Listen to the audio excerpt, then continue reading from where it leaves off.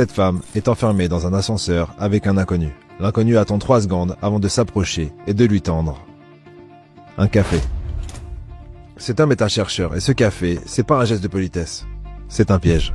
Son but, vérifier s'il est possible de contrôler l'esprit de cette femme sans qu'elle s'en rende compte. Tout est scripté et absolument rien n'est laissé au hasard. Cette expérience est celle des psychologues Williams et Barg, publiée en 2008 à l'université de Yale dans la revue Science. Ça s'appelle la persuasion invisible. En gros, le chercheur fait semblant d'avoir les mains prises et dit à la femme dans l'ascenseur « Est-ce que vous pouvez me tenir mon café 2 secondes ?» La femme prend le café et ne se doute de rien. Mais le chercheur fait exactement la même chose avec des dizaines d'autres personnes. La seule différence, la moitié tient un café chaud et l'autre moitié un café glacé. Ensuite, chaque participant entre dans la salle et rencontre un homme qui est bien sûr un complice pour cette expérience. Cet homme aura le même type de discussion avec chaque participant.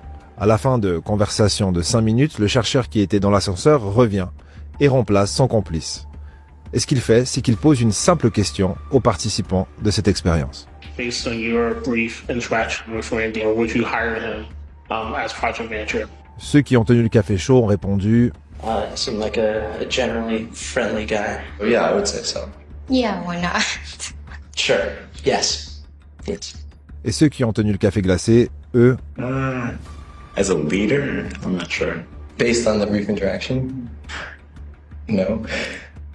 Maybe not from the impression that I got. ils ont tous jugé la même personne. Les conversations étaient identiques, l'énergie était la même.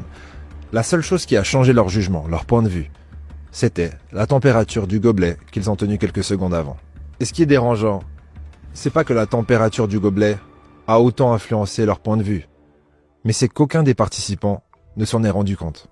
Et c'est là que ça devient flippant, parce que si la température d'un gobelet tenu quelques secondes peut changer ton opinion sur un être humain, imagine tout le reste. La musique que t'écoutes avant un rendez-vous, la couleur d'un logo, l'odeur dans un magasin, la météo qu'il fait le jour où tu dois signer un contrat.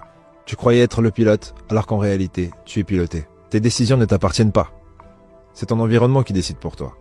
Et malheureusement, il n'y a pas vraiment de remède. Mais par contre, il y a une opportunité. Et si tu utilisais les failles de ton cerveau pour t'aider à atteindre tes objectifs les plus fous?